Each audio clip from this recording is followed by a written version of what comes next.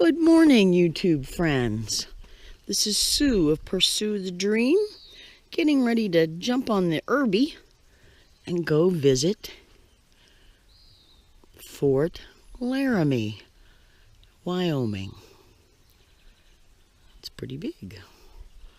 And this is the job for URB-E. Too much walking and it's hot. I'll take you along. Stay tuned.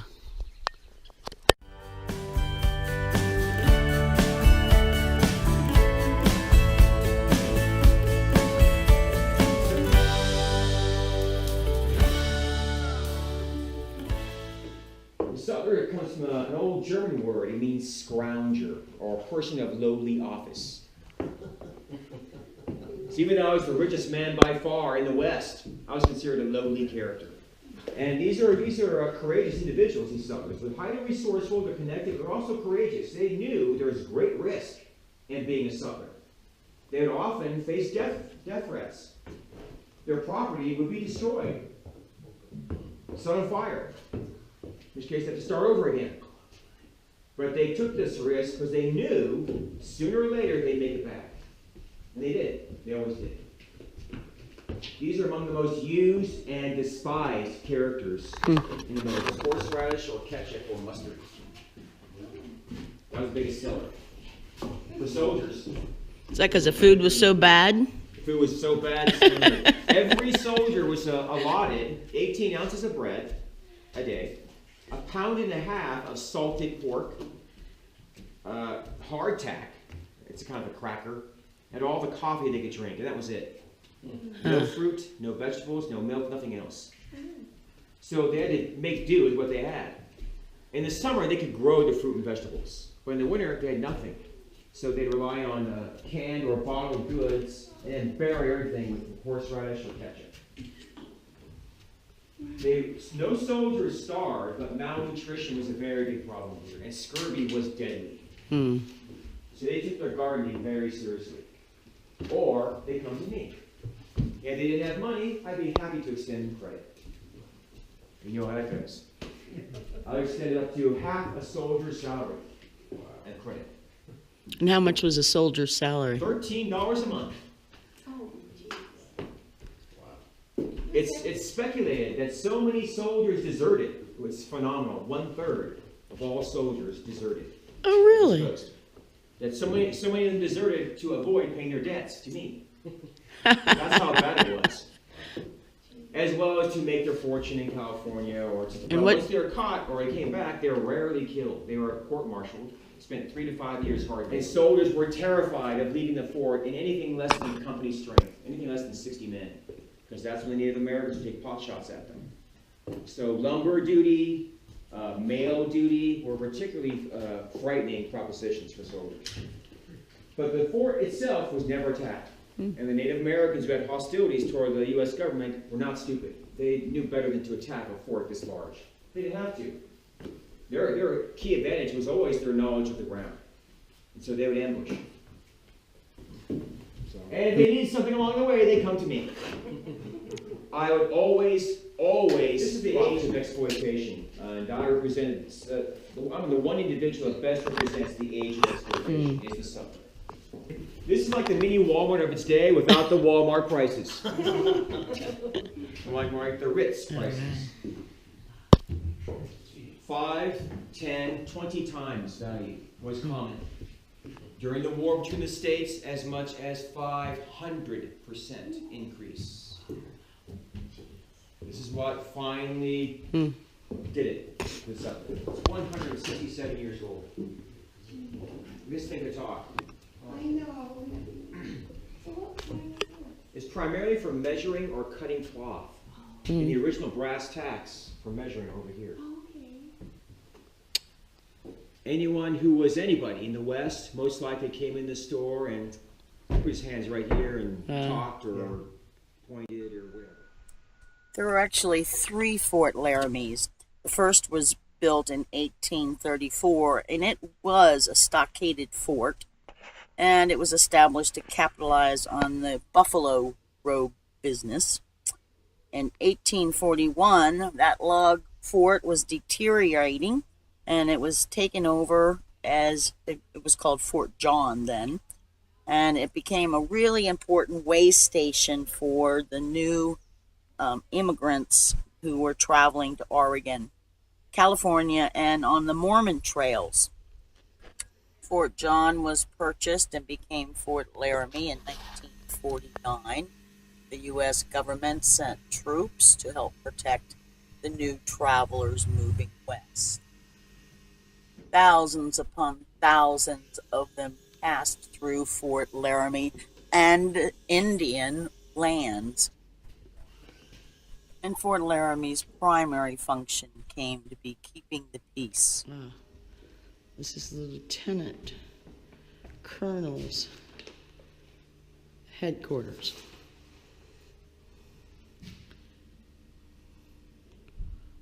Somewhat spacious and luxurious.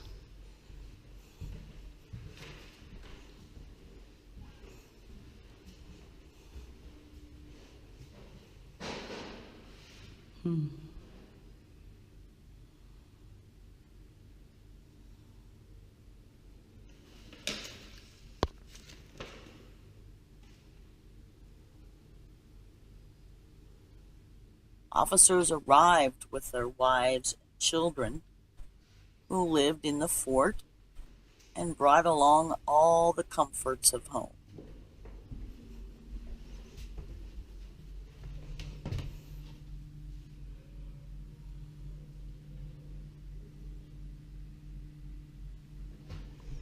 Quite civilized.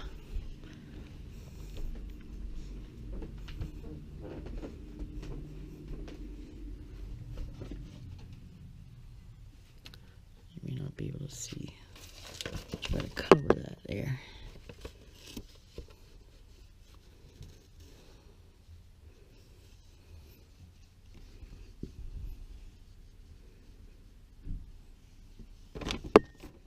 Oh, the washroom.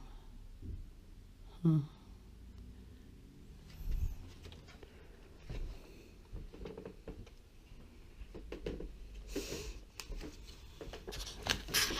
This is the enlisted men's quarters, called Old Bedlam, built in 49. It's the oldest standing building in Wyoming. It's nicknamed Old Bedlam because of boisterous sounds supposedly heard while it was occupied by bachelor officers. There's a photograph from 1889. Said that they dismantled, people came through and just dismantled the buildings. They needed the building material to make homes for the people passing through. So it's a wonder anything's left. Let's go inside. Seems kind of luxurious for a bachelor. Pretty big.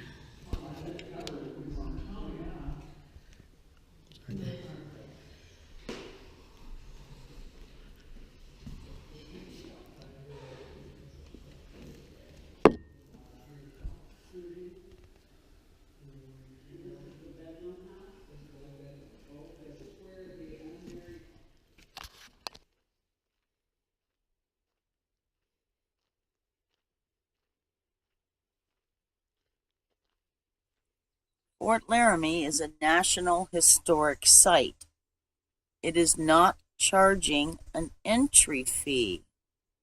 All the buildings are open. Everything is free.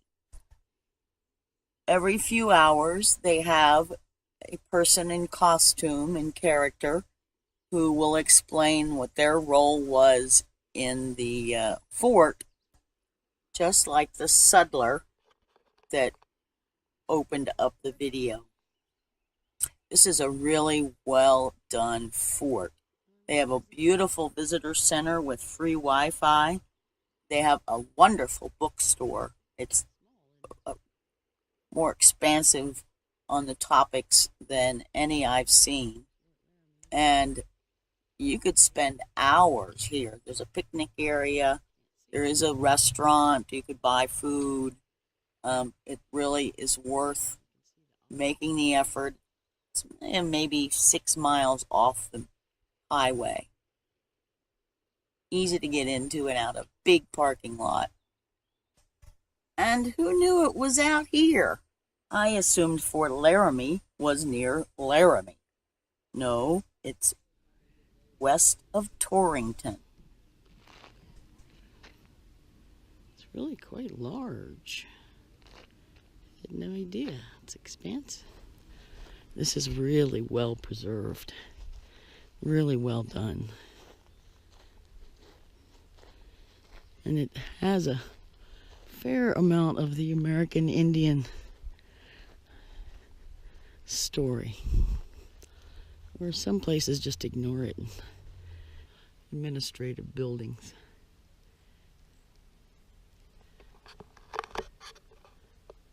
The old, the original wood.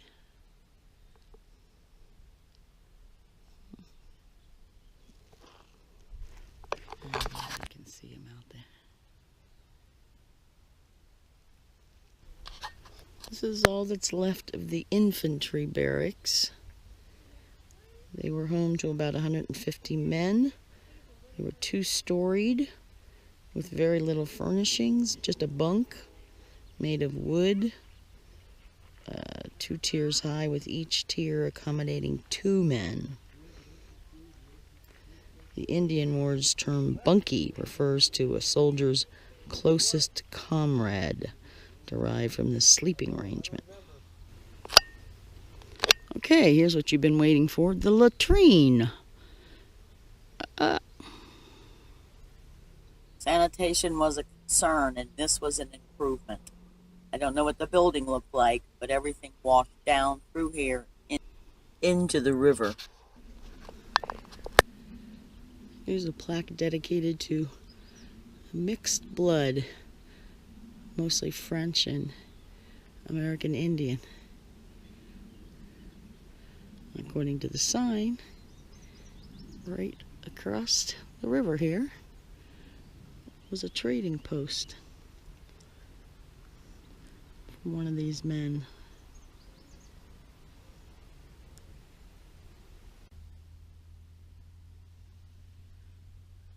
Okay, so there in front, that's the hospital. The last hospital, they had several. And to the right is the non-commissioned officers' headquarters.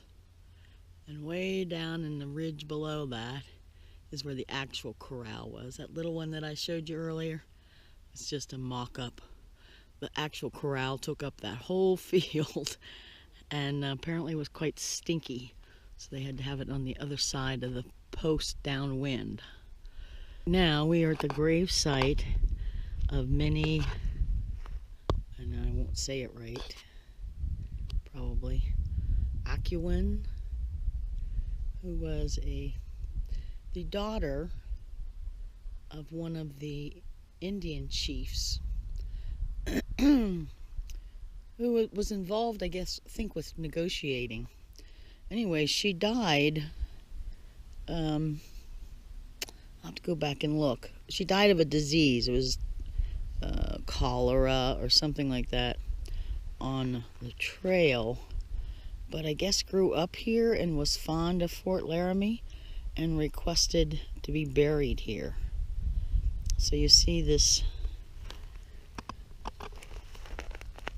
that was the burial mound. I mean, that's how they were buried, but according to one thing, she was in a casket. I don't quite get that, but I would think normally the body would just have been left there to be returned.